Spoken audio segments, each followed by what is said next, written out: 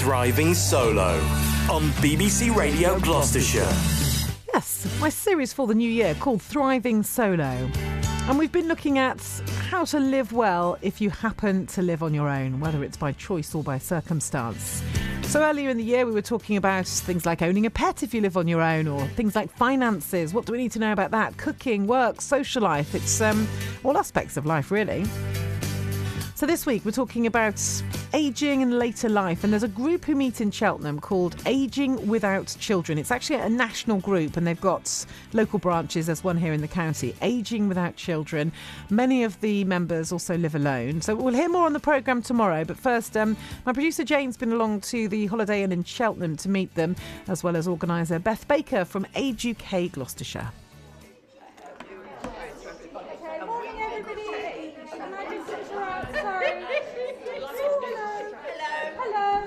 So Beth, we've come round the corner because they're a noisy bunch. They're really chatty. Oh yes, they love getting together, and it's quite hard to get a word in sometimes. It's lovely. They're so full of life. So AWOC is Ageing Without Children.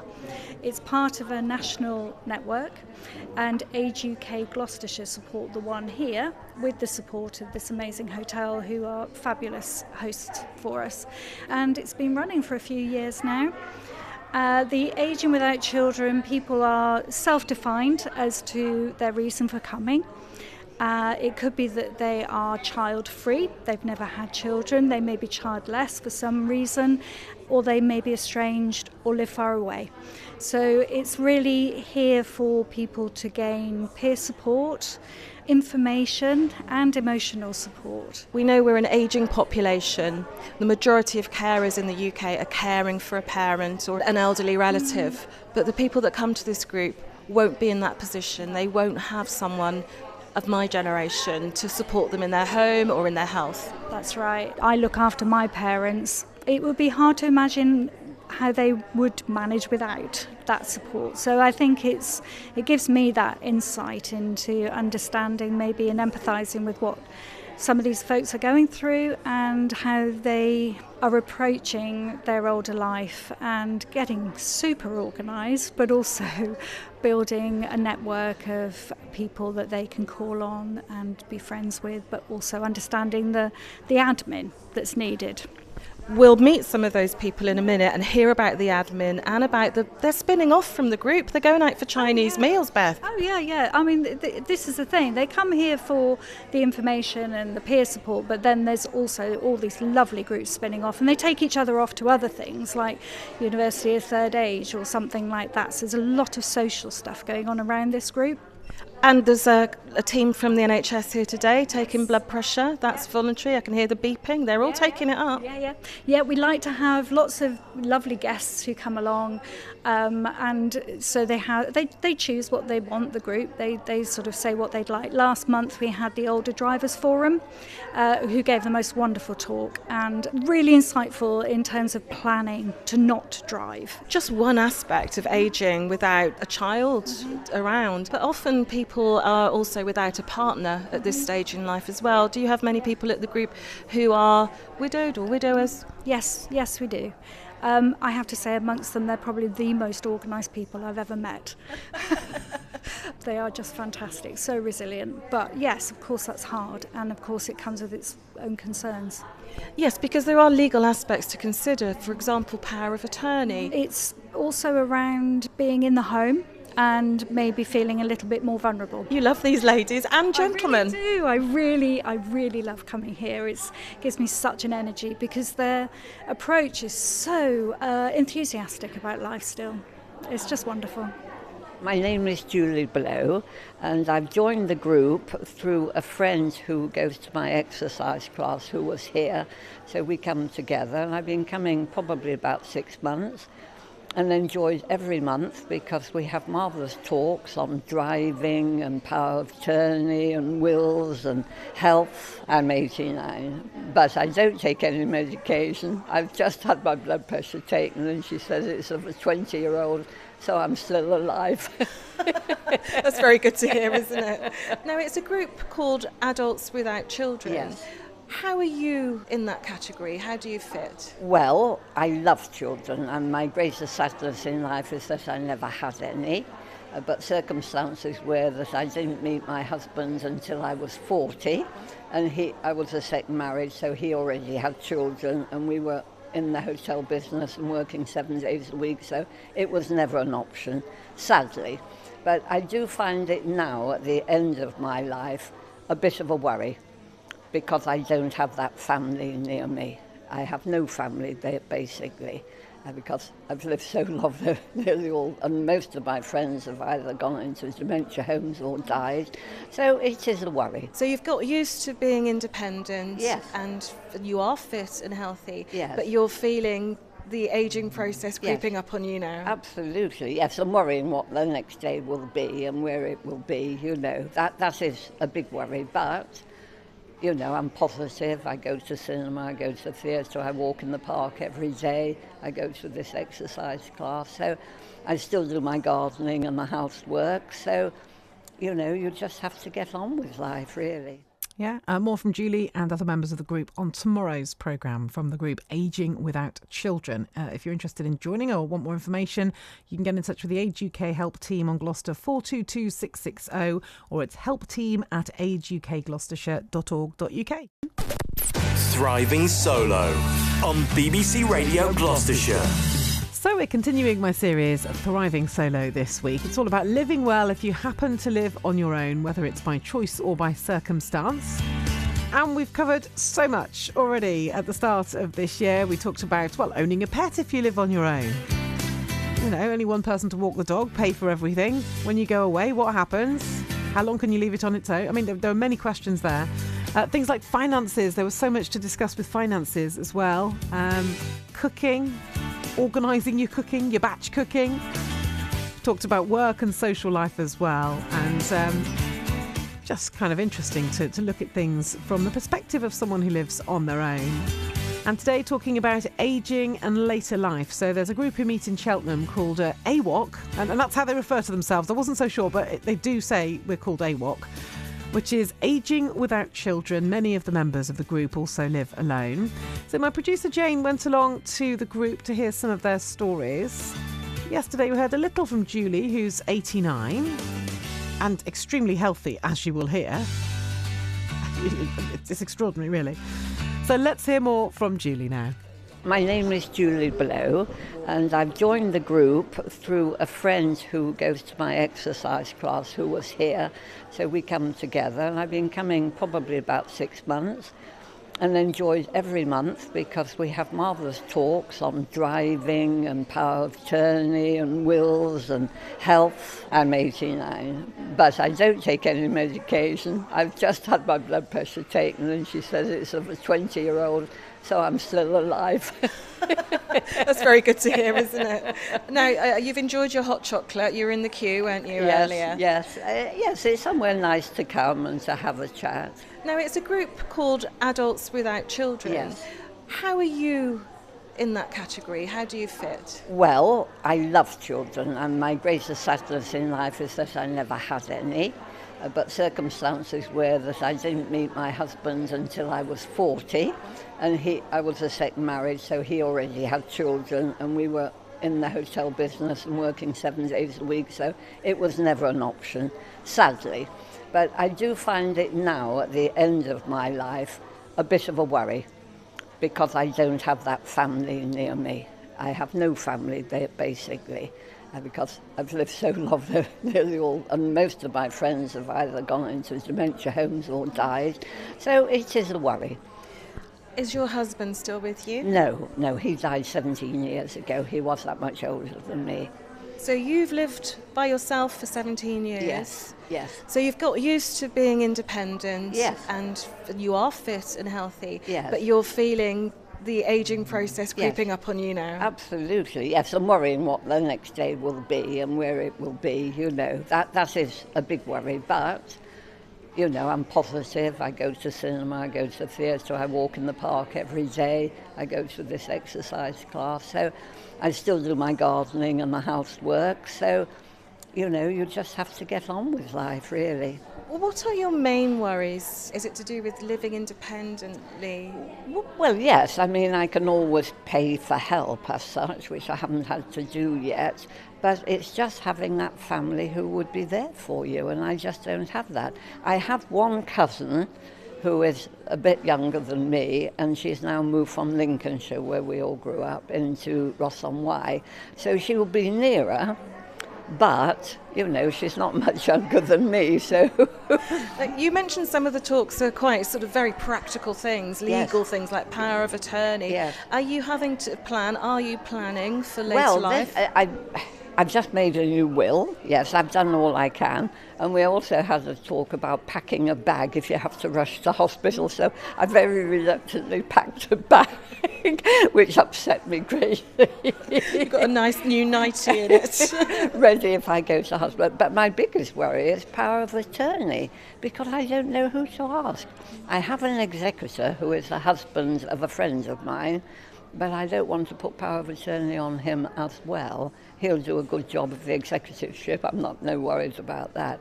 But this is one of the problems, is who would I ask for power of attorney, really? There are loads of aspects of life that you have to navigate on your own, but there are things like going through the health service, going through health appointments, maybe even going for an operation. Yeah. How do you manage with that when you need support? Well, you see, I've never been faced with that. Wow. I'm so lucky. It's because you've got the blood pressure of a 20-year-old. I go once a year. I make them take me at the surgery to give me a general blood check over, which I have. So I have to say I have never been in hospital all my life. Because I never had children, I've never been in hospital. Aren't I lucky? I'm really, really lucky. Or I've got good genes or whatever.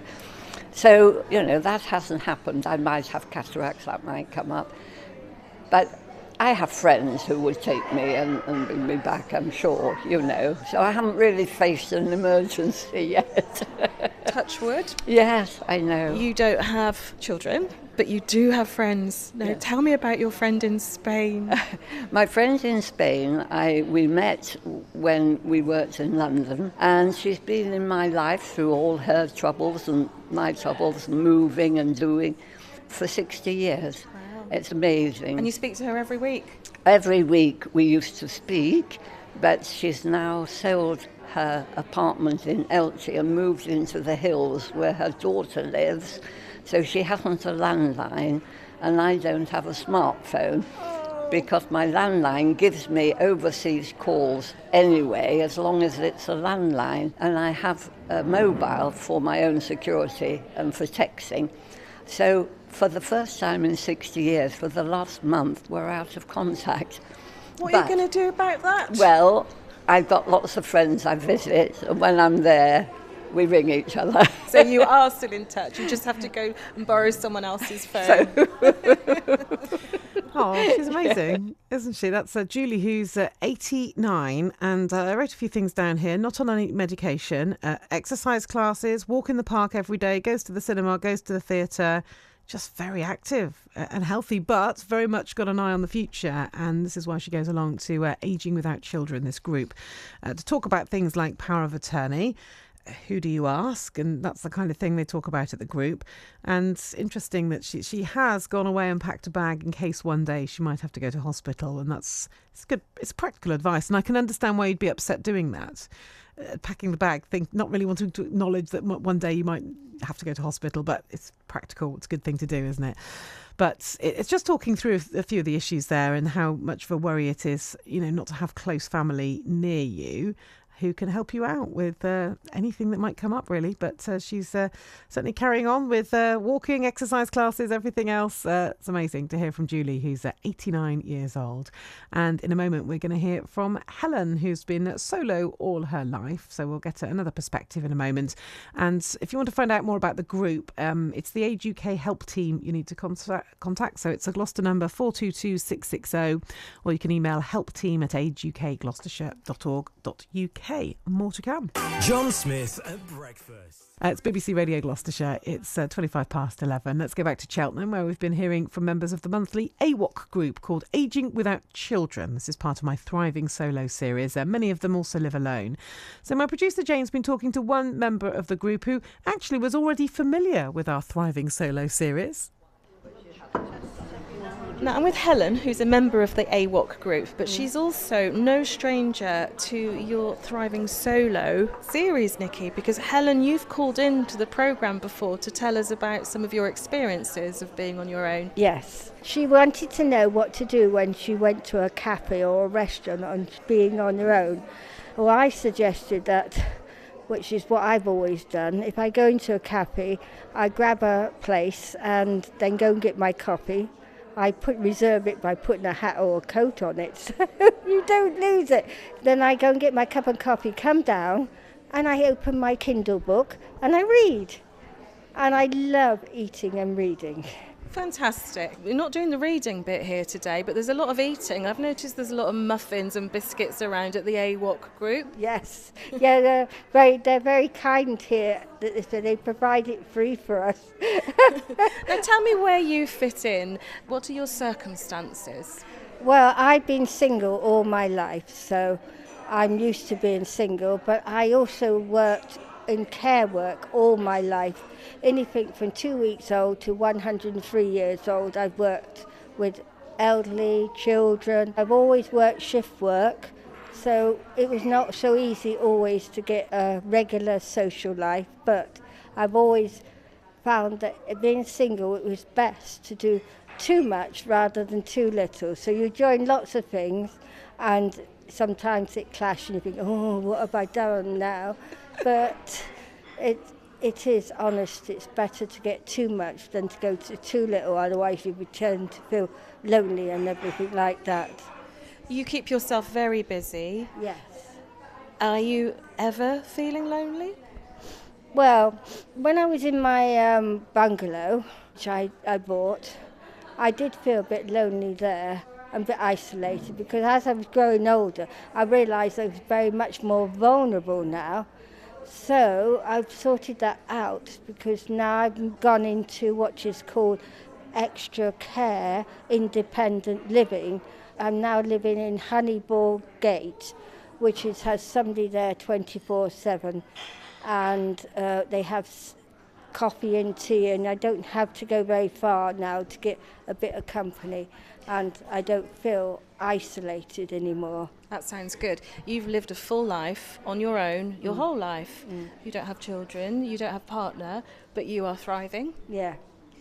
But now you're ageing as well. Yes. Does that worry you? Yes, it is difficult. It's very challenging, especially when you have to fight in the NHS and you don't have people to push for you. Yes, so it's often a family member that will advocate for you when you need an appointment or when you have results that need explaining. How does that work for you when you do need somebody to help with perhaps with an eye appointment where you can't, see for a bit? Well, I learned to push for myself. I really have had to learn to push for myself when it comes to our appointment and not let things go and just keep going. So, yes. You're a good person for the other members of the group to talk to, because you are quite strong about standing up for yourself and asking for what you need. Well, I have learned to do that through the care trade, because you always have to stand up for yourself there. And matter of fact, I became a shop steward there, so I learnt. But when I was young, I wouldn't say boo to a goose. It's only when I've grown older that I'm now pushing and standing up for myself, which is quite interesting to see. What about emotional support? I do belong to a church, so really I can talk about emotional stuff there, and I have a faith with my God, which also helps me emotionally, so that's very important to me. And they produce a life book here where you can write down all that you want or require in the future, and that's one of the things you write down: your hobbies, whether you want Christian and things like that, and all about your life, so that if you can't say it anymore, that will do it. So kind of a living will. That's like a living will. So your wishes, if you weren't able to speak, for example, or weren't able to advocate for yourself, you've written that down. Yes, I'm right in the process of writing it down. I'm still working voluntary in some of the care homes. I go and do their communion services, and I have friends still there, and I said to the deputy who I used to work with, are these living wills important for you? And they said, yes, they are the basis of our care plans. So it is important that you write it down.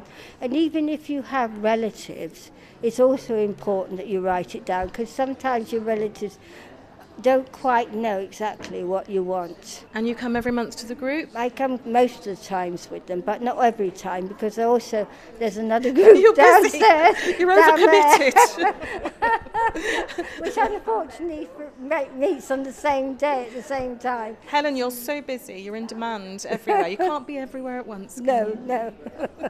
Keeping busy, that's the thing. Helen, another member of the Ageing Without Children group, and all interesting to hear about everybody's circumstances. Thanks to everybody for chatting to us as well and sharing so much about their lives. We'll meet a few more members of the group tomorrow, and if you're interested in finding out more, you can find out more from the Age UK help team on a Gloucester number 422660, or there's an email address helpteam@ageukgloucestershire.org.uk.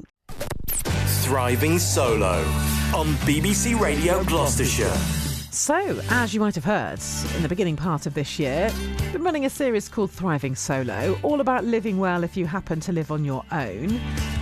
Talked about all sorts of things: owning pets, finances, cooking, social life, work, the workplace in general. And this week we've been talking about ageing and later life, and we've been to meet a group in Cheltenham called AWOC, which is Ageing Without Children. And my producer Jane's been to meet them. We've already heard from Helen, who's lived a very full life on her own. We've heard from 89-year-old Julie, who's widowed and wasn't able to have children. They talk through how they're feeling in later life without children. So we're going to pay a final visit now to the group, and Jane spoke to some women whose circumstances are very different. So AWOC is Ageing Without Children. It's part of a national network, and Age UK Gloucestershire support the one here, and it's been running for a few years now. People are self-defined as to their reason for coming. It could be that they are child-free, they've never had children, they may be childless for some reason, or they may be estranged or live far away. So it's really here for people to gain peer support, information and emotional support. Good morning, everybody. Hello. My name is Barbara, and I've lived in Cheltenham now for 4 years. I came to Cheltenham because my husband passed away and there was no way I could live where we were. I knew no one except for where I live, which is an older person's properties. I mixed there for maybe 12 months, but realised I needed to get out. And thanks to that, I go to U3A, which is incredible. I come to AWOC once a month. I do have a son, and he's married, but they live about 250 miles away. I'm an only child, so my family circle is very, very small. Although you do have a child, he's a long, long way away. How are you navigating practicalities in life? For example, when you might have an aspect of health that you might need support with? Well then, my son takes over and I end up in a nursing home. I don't mean that unkindly to my son, but that's how it will be. We've come to that conclusion.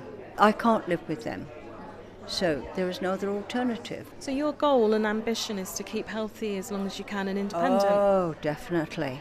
Have you put measures in place to help you do that? In my little flat, I've had alterations. I've had a new kitchen put in that suits needs. I've had the bath taken out and a good-sized shower put in that will incorporate, when needed, a seat. So you're adapting your home? Yes. You're keeping social? Yes. I understand that you're one of the ringleaders of organising meals out. Yes, I did last week, yes. That was the first one, really, I have done, and it was a great success. You've got a leaflet there, you've got something else up your sleeve. What are you planning? Well, I'm hoping to get a group of us to go to Sherborne Cinema to see the film Peaky Blinders. So you're going to go to the cinema, popcorn and a bit of Peaky Blinders? Yes, absolutely. Sadly, what brings me to the group is because sadly my son died. So then, of course, find myself childless. Completely rocked my life, completely changed it. And when you don't have any children, you're on the outside. So then I thought, well, this is quite difficult. And then someone mentioned this group. So I thought, I'll come along and see what it's like.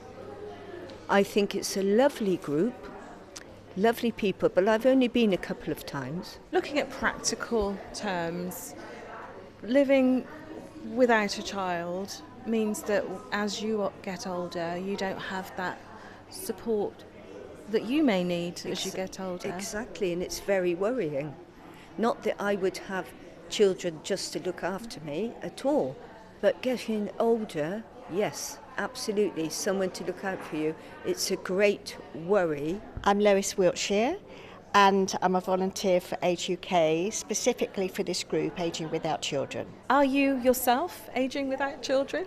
No, I'm certainly ageing, but not. I do have children and grandchildren and great-grandchildren, but I live on my own. I've been a widow for 8 years, so I do have sympathy for people who live on their own, and I think it's a living on their own is a big thing about it. It's not necessary. I have children, but they're all busy working, so I know what it's like to spend a lot of time on my own. Tell me how you feel about ageing as a widow. I think the big thing for me that I've realised about is that when you're young, you don't think about it. And my grandparents lived with me and they died, and it was very much that's what happens. But it's hit me probably I'm 73, when I got to 70. And you suddenly think, oh, you know, I can't do what I used to do. I don't drive anymore. I chose to give up my car because I didn't really need it. I don't run anymore. I haven't got a bicycle. I now got a shopping trolley to put my shopping in. I'm not so fit as I used to. I write a lot of poetry, and in my poetry I can verbalise how I feel. Age UK did this wonderful advert on the television about isolation and loneliness, and because I have gone through that, and in some ways I still am because I live on my own, instead of feeling sorry for myself, I then look outward thinking, well, other people out there also struggle, therefore I'm involved now in 3 social groups, one Monday, one Tuesday, one Wednesday. So I've turned my loneliness and isolation into an outward thing rather than sitting at home feeling sorry for myself. It's really interesting to meet everybody, and thank you to everybody at the group for sharing their own personal circumstances and how they feel about it as well, particularly in later life. And we've looked at all sorts of aspects of living on your own, but yeah, when you get into your 80s, late 80s, and you might have some worries about, well, am I okay living on my own still? And as you heard there, combating loneliness, what can I do to feel less lonely? And really interesting just hearing all their different experiences. Everybody has completely different circumstances, don't they? And as I've said all along, as someone who lives on their own, I'm fascinated to know, as life goes on, how people feel about that. And that group was meeting in Cheltenham called Ageing Without Children. And they're obviously open to having new members. So if you're interested in joining, it's the Age UK help team you need to contact on Gloucester 422660, or you can email helpteam@ageukgloucestershire.org.uk.